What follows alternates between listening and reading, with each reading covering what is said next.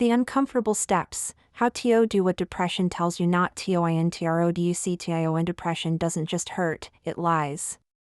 It tells you that staying in bed is rest, that isolation is safety, and that effort is pointless. But the cruelest trick of depression? The very things you avoid, showering, socializing, moving, are the exact actions that could begin to lift the fog. This book is not about positive thinking. It's about doing what depression fights hardest against: tiny, defiant acts of rebellion. If you're reading this, you're already fighting. Let's make it count. Chapter 1, The Avoidance Trap. Depression thrives on avoidance. The less you do, the smaller your world becomes, and the louder depression's voice grows. Neuroscience shows that inactivity weakens motivation circuits in the brain, like a muscle wasting from disuse. Example: Sarah, a 28-year-old graphic designer, stayed in pajamas for weeks. I felt like a ghost, she said. Only when she forced herself to dress, even with nowhere to go, did she regain a sliver of control. Chapter 2, The 10 Uncomfortable Steps. Step 1, Get out of bed, even if it feels impossible. Depression screams, 5 more minutes. But each minute fuels the cycle. Try this, the 5-second rule: count backward from 5 and move on 1. No negotiating, anchor to light, open curtains immediately. Light tells your brain, day has started. Why it works: studies show that consistent wake times regulate cortisol, reducing depressive fatigue. Step 2, Eat something, even when food tastes like nothing. Depression numbs taste and appetite, but malnutrition worsens mood. Start with bite-sized nutrition: a banana, a handful of nuts, a protein shake. Meal replacement trick: if cooking feels overwhelming, opt for prepackaged healthy options. Science note: low blood sugar mimics anxiety symptoms, deepening despair. Step 3, Shower and get dressed, even if you're not leaving. Avoiding hygiene reinforces self-loathing. Try the one thing approach: just wash your face. Just put on clean socks. Temperature reset: a 30-second cold rinse spikes dopamine, depression's nemesis. Step 4, Say yes to one social thing, even if you cancel later. Isolation is depression's breeding ground. Baby steps: text one friend. Can I call you for 2 minutes?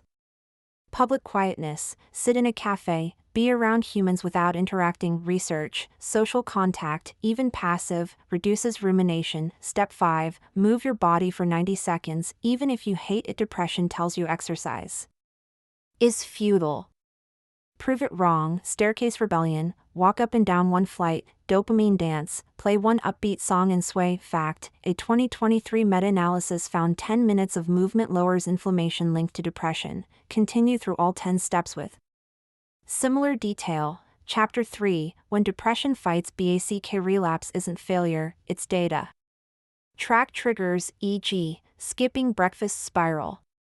Keep a resistance log: today, I avoided _____________. Tomorrow, I'll try ___________________________________________. Closing: the fog is not the SKY. Depression feels permanent, but it's a state, not a trait. Every uncomfortable step weakens its grip. You won't outthink depression, you'll outact it. Final challenge: pick one avoided action today. Do it for 5 seconds. That's how rewiring begins. Appendix: quick reference GUID emergency steps, if overwhelmed. Choose one, drink water. Name 3 objects you see, step outside, breathe, and count to 10. Notes for production: pauses should feel natural, not scripted. Tone, firm but kind, like a therapist who's been there. Step 6, write down one small win, even if it's brushed teeth. Depression erases your accomplishments before you even notice them. This step is about reclaiming your evidence. How to start: keep a tiny wins notebook by your bed each evening. Write one thing you did that depression said you couldn't. No achievement is too small. Got out of bed before noon, drank water. Texted mom back. The science behind it: a 2022 study in behavior therapy found that depressed patients who tracked micro wins for 2 weeks showed 23% reduction in hopelessness. Your brain is wired to notice threats, this forces it to notice Successes, example, Mark, a depressed college student, started by writing "put dishes in sink" as his win. After 3 weeks, his list included attended 1 class and called crisis hotline. Step 7, go outside for 5 minutes, even if the sun feels wrong. Depression makes the world seem unbearably bright and loud. But sunlight is nature's antidepressant. Make it manageable, stand on your doorstep, no need to go further if daytime is overwhelming, try moonlight, wear sunglasses if light hurts. Why it works, sunlight hitting your retina triggers serotonin production.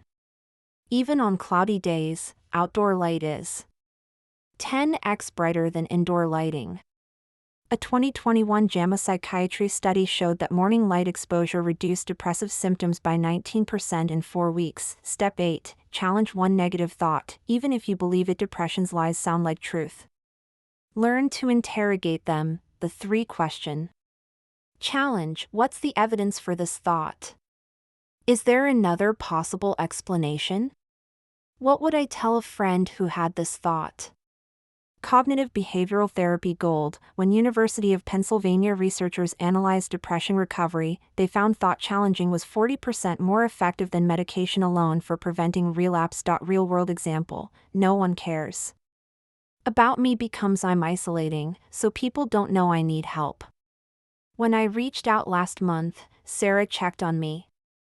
Step 9, ask for help, even if you feel like a burden. Depression thrives in secrecy. Speaking its name weakens its power. Scripts for when words are hard: I'm struggling more than I can handle right now. Can you sit with me while I eat/shower/make a call? I need help finding a therapist.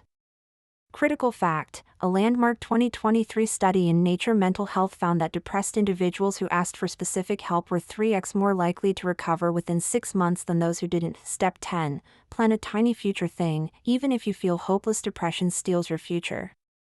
Reclaim it in microscopic pieces. Future building exercises: put one event on next month's calendar, even if you might cancel. Research one hobby you used to enjoy. Write a letter to your future self about how today felt. Neuroplasticity in action.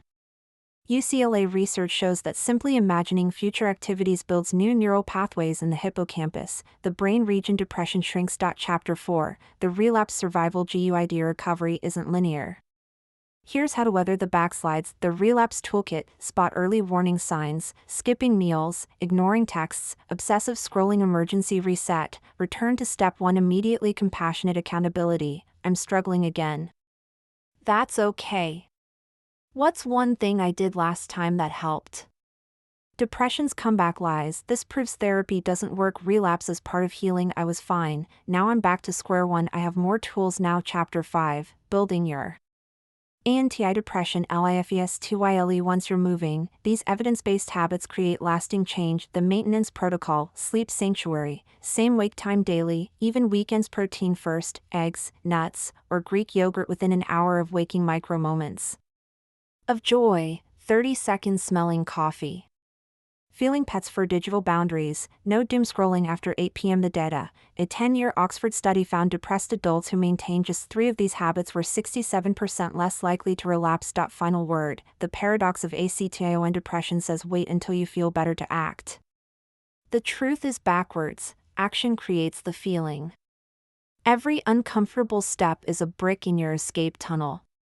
You won't see light immediately, but each one brings you closer. Today's invitation: pick one step you've been avoiding most. Do it. At 10% intensity, can't face a shower? Splash water on your face: socializing feels impossible? Make brief eye contact with a cashier. Future planning triggers you? Google coffee shops near me, no commitment to go, the pattern will try to reassert itself. That's normal. Your job isn't to never fall, it's to keep choosing one uncomfortable act of rebellion at a time.